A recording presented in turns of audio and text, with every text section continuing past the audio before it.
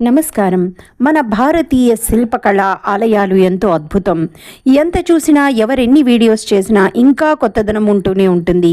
అలాంటి ఆలయ చరిత్రలో ఒకటి శ్రీ కోదండరామస్వామి ఆలయం, గొల్లల మామిడాడ.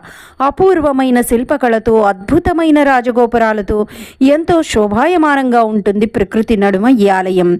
చూడటానికి మన రెండు కళ్ళు సరిపోవు. రామాయణంలోని అన్ని ఘట్టాలు ఆ గోపురాల మీద చెక్కబడి ఉన్నాయి. అవే కాక అనేక పురాణ కథనాలు కూడా చెక్కబడి ఉన్నాయి.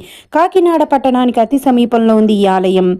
ఇది 1889లో స్థాపించబడింది. ఆలయము 1956 నుంచి 58లో పూర్తయింది. తూర్పు రాజగోపురం 160 నుంచి 170 అడుగుల ఎత్తు, పశ్చిమ గోపురం 200 నుంచి 210 అడుగుల ఎత్తులో ఉంటుంది. ఈ ఆలయం గోదావరికి ఉపనది అయిన తుల్యభాగా నది ఒడ్డున ఉన్నది. భక్తులు తప్పక చూడవలసిన ఆలయాల్లో ఇది ఒకటి.